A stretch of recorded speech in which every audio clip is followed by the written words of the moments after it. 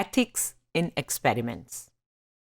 We've talked about the welfare of human subjects because 5 general principles of ethical code requires that we benefit society and individuals and we produce no harm for them. तो फिर हम ये welfare कैसे assure करते हैं? बहुत से steps हैं ताकि हम बेनिफिसेंस का जो असूल है उसको कंप्लाई कर सकें. Any distress to subject or lasting effects that may be undesirable are weighed against the benefits gained from the experiment. जैसा मैंने पहले कहा, इससे इसको कोई नुकसान तो नहीं पहुंच रहा, और अगर पहुंच रहा है तो कितना मिनिमम है. हो सकता है वो थोड़ा सा थक के बाहर निकले या वो थोड़ा सा कुछ सोचता हुआ निकले कि मैंने क्या कह दिया, तो वो उसको हम कवर कर लेंगे. लेकिन जो इन्फॉर्मेशन हमें मिल रही है ना, वो बहुत ज़रूरी है. अब मिलग्रम के एक्सपेरिमेंट में आपको याद होगा बिजली के शॉक्स किसी को दिए जा रहे थे जो गलतियां करता था और उन्हें कहा जा रहा था नहीं करते रहें. उसमें ये बहुत सी चीज़ें नहीं होती भी नज़र आती. पार्टिसिपेंट्स का इन्फॉर्म्ड कंसेंट था लेकिन उनसे इन्फॉर्मेशन बहुत विदहोल्ड की गई थी. बस ये कहा था कि आपने शॉक्स देने हैं दूसरी तरफ, और उसको शॉक्स लग रहे हैं. तो उसको ये ख्याल करके कि मैं किसी को बिजली के शॉक्स लगा रहा हूँ और वो चीख रहा है, उससे उसके ऊपर जो हुआ, तो ये एक वेलफेयर के ख़िलाफ़ था, बहुत स्ट्रेस था. तो इसके ऊपर ही काफ़ी क्रिटिसिज्म है. Standard 3.04 avoiding harm.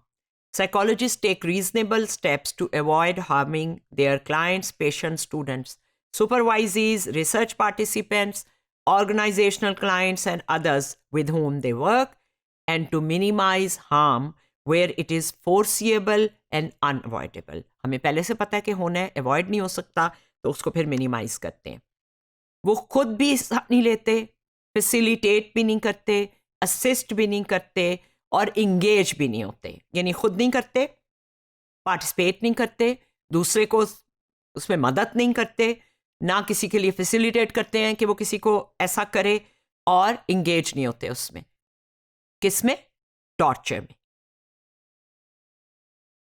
And defined as any act by which severe pain or suffering, whether physical or mental, is intentionally inflicted on a person or in any other cruel, inhuman or degrading behavior that violates 3.04a. ये जब APA code revise होता रहा, उसमें चीज़ें add होती रही over the years 1990s and 2000 something, और अब 2020 में हम पहुंच रहे हैं, तो इसमें क्लॉज ऐड होते रहे हैं. तो एक पब्लिक डिबेट के ज़रिए ये वाला क्लॉज जो था ये ऐड किया गया 3.04, और उसमें पब्लिक ने पूछा कि ठीक है आप ये कह रहे हैं टॉर्चर, तो टॉर्चर को डिफाइन करें. तो उन्होंने कहा मेंटल भी, इमोशनल भी, वो रिलीजियस भी हो सकता है कि आप किसी के सामने तौहीन कर रहे हैं और उसको किसी ऐसा चीज़ खाने पे या देखने पे मजबूर करें जो उसके दीनी अकीदे या उसके ख़िलाफ़ है असूल के, और उसके कोई इंसल्टिंग बिहेवियर कर रहे हैं, तो ये सब भी टॉर्चर का हिस्सा है, क्योंकि टॉर्चर किसी भी किस्म का हो सकता है. अच्छा, उसमें हिस्सा भी नहीं लेना, असिस्ट भी नहीं करना, ऐसे प्रोजेक्ट का हिस्सा भी नहीं बनना. गवर्नमेंट आपको कहती है, पुलिस आपको कहती है, प्रिजन डिपार्टमेंट आपको कहता है, मिलिट्री इंटेलिजेंस आपको कहती है. आप साइकोलॉजिस्ट हैं, ज़रा बताइए ना इंसानों को किस तरह से मैनिपुलेट किया जाए, कैसा खौफ तारी किया जाए वो बात मान जाए. Your ethics does not allow you to do that. And American Psychological Association, which has made these ethical codes, has checked or tested against the psychologists who took part in designing, brainwashing, torture, or otherwise coercion or manipulation of the suspected prisoners in Guantanamo Bay. They were involved. Some of the psychologists agreed with the American government that they would go and influence these people because they know the mind. They can inflict more emotional torture than any other scientist. So you can see the need for ethics and see the need for ethics in especially that society which has made these ethical codes. So as I said, ये code जब पेश हुआ तो public ने इसको debate किया. Ethical issues को in context देखें. फर्ज करें आप एक साइकोलॉजिस्ट हैं और आप देखना चाहते हैं कि डिप्रेसिंग फीलिंग कैसे इन्फ्लुएंस करती हैं लोगों की मेमोरी को, तो आप इसको इसलिए करना चाहते हैं कि जो स्टूडेंट हैं उनके लिए इंपॉर्टेंट है, अच्छे मूड में पढ़ेंगे तो उनकी मेमोरी बेहतर होगी। तो अब वेलफेयर का कैसे ख्याल रखेंगे?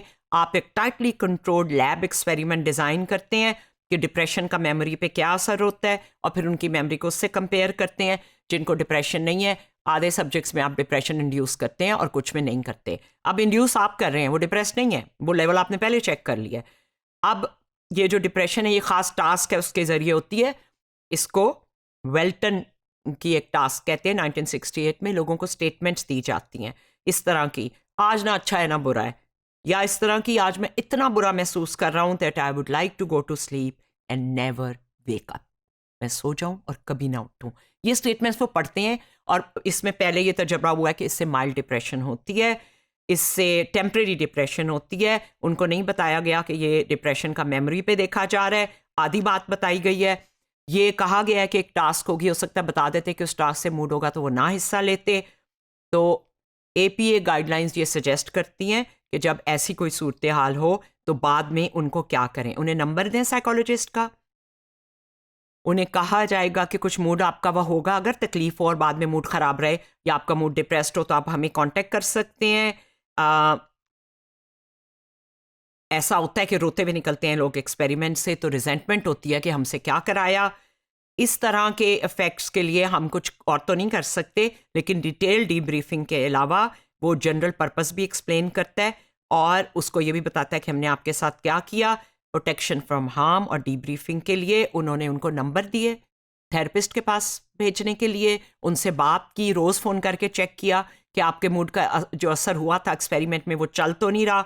और बाद में भी अगर ये काफ़ी नहीं था तो फिर उनको लैब में रखा और उनके साथ इंटरव्यू करके उनके मूड को बेहतर करने की कोशिश की, और वो हार्मफुल कॉन्सिक्वेंसेस को रिमूव करने की कोशिश की, क्योंकि ये हमारी जिम्मेदारी है कि उनको हमने जो तकलीफ़ पहुंचाई है उसको रिवर्स करने की कोशिश करें। तो फिर उनको अच्छे मूड वाली स्टेटमेंट्स दी गई, एंड ताकि उसके जो नेगेटिव मूड डिप्रेशन उनको इंड्यूस की गई थी उसको निकाला जाए। और वो लिख के गए, दे के गए, लिख कर कि अब हम ठीक है, हमारा वो मूड ठीक हो गया है।